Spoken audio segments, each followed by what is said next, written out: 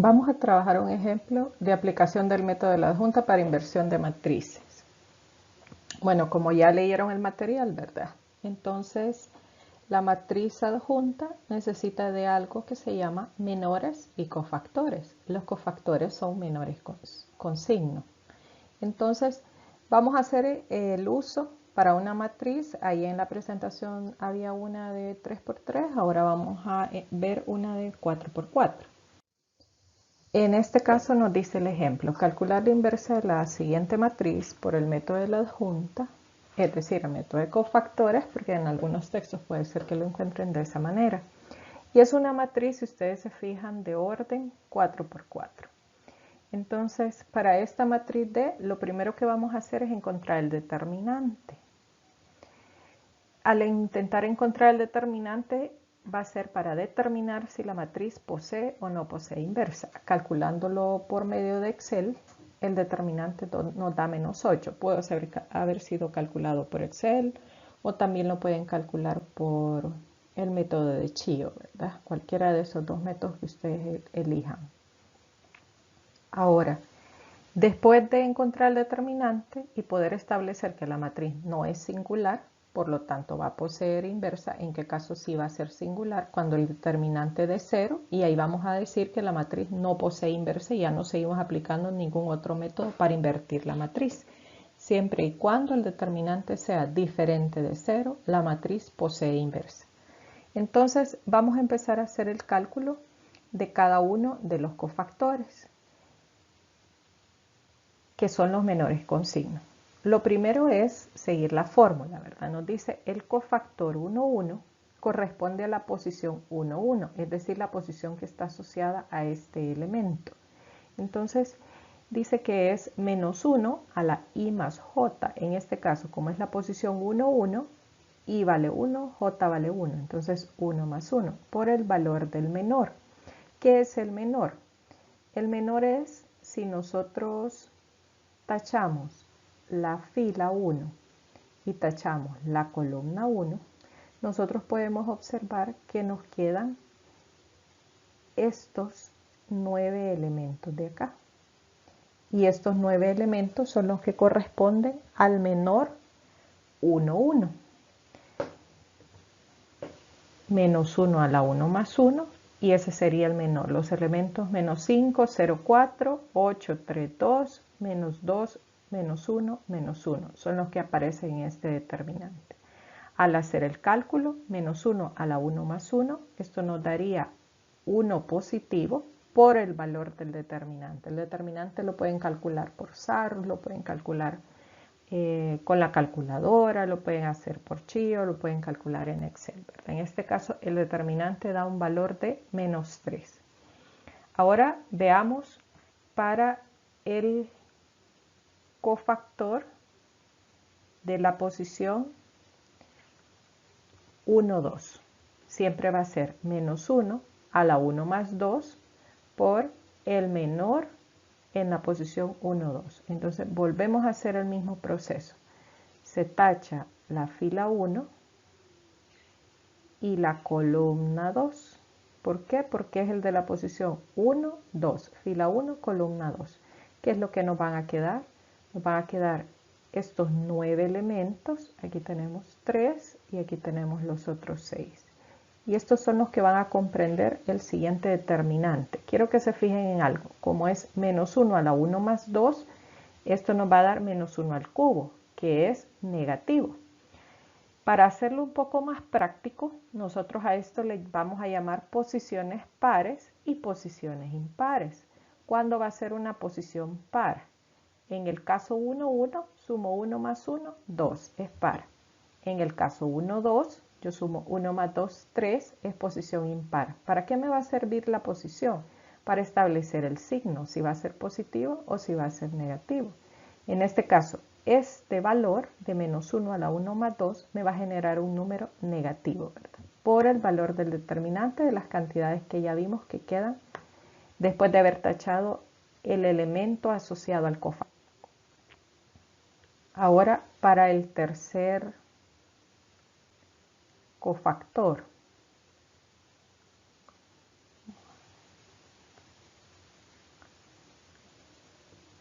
es el de la posición 1, 3. En este caso 1 más 3, 4. Esto va a ser par. Es decir, que el signo que nos va a generar esto va a ser positivo. 1, 3.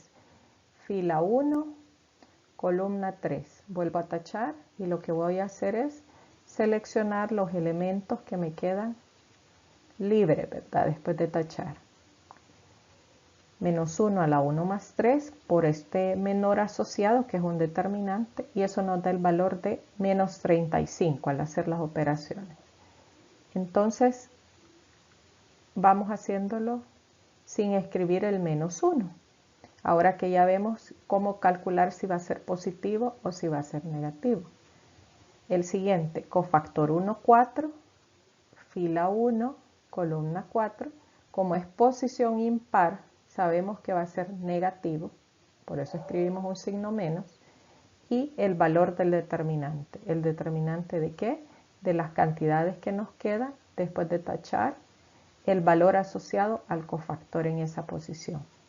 Entonces, cada uno de estos nos va a ir generando cierta cantidad. Esa cantidad, en este caso es 13, son los valores que vamos a ir a colocar en la matriz de cofactores. Veamos para los siguientes números. Vamos a hacerla completa para que no quede duda. Cofactor 2, 1, el signo que va a tener es negativo porque es posición impar, por eso colocamos negativo y tachamos fila 2, columna 1. Los valores que quedan ahora son 0, menos 2, 5, 8, 3, 2, 2 menos 1, menos 1. Y esos son los que aparecen en el determinante. Al hacer el cálculo completo, eso genera el valor de menos 2. Ahora para el que sigue, cofactor 2, 2. La suma de sus valores es 2 más 2 es 4. Menos 1 a la cuarta va a ser positivo. Entonces tachamos fila 2, columna 2. Y los valores que nos quedan para escribir en el determinante son estos 9 valores. Positivo, no lleva signo, y los 9 valores que están ahí asociados. Ahora, al calcular el valor es menos 10. Para el siguiente elemento sería el cofactor 2, 3, fila 2, columna 3. Negativo, porque es 2 más 3 es 5, es posición impar, menos 1 a la quinta nos va a dar negativo. Y los valores que nos quedan son 1, 0, 5, 3, 8, 2, 0, menos 2, menos 1. Y al calcular el valor del determinante, eso nos da negativo por el signo del menos 1 a la quinta y menos 34, que es el valor del determinante. Menos por menos, aquí nos va a resultar más, ¿verdad? El rojo es el signo que llevamos del cofactor. Ahora, el siguiente en la posición 2, 4, fila 2, columna 4, nos quedan estos elementos. Es positiva, la posición es par, entonces solo es el valor del determinante, que es menos 14. El siguiente sería posición 3, 1, también es par, fila 3, columna 1. Nos quedarían estos otros 9 elementos, son los que están en el determinante, su cálculo sería menos 1. Ahora para el siguiente, 3, 2 es posición impar, va a ser con signo menos, 3, 2, fila 3, columna 2. Y lo que vamos a hacer es ver los 9 elementos. Esos 9 elementos los colocamos en el determinante. Al hacer su cálculo, eso nos da el valor de menos 7. Este menos 7 ya tiene incorporado el menos que tiene acá precedente el determinante. La posición del cofactor 3, 3, fila 3, columna 3. Como es posición par, no tiene signo asociado aquí al frente y el cálculo solo nos daría 23. Ahora el siguiente, 3, 4, fila 3, columna 4. Nos quedan estos 9 elementos. Como es posición impar, lleva signo negativo, el valor del determinante. Y aquí habría que hacer el cálculo, ¿verdad? Para ver cuánto es lo que resulta. Ahora, en la posición 4, 1, Vamos a borrar acá. Como es impar, porque 4 más 1 es 5, entonces va a ser negativo el valor del determinante 4, 1. Fila 4, columna 1. Habría que hacer los cálculos de estos determinantes. 4, 2.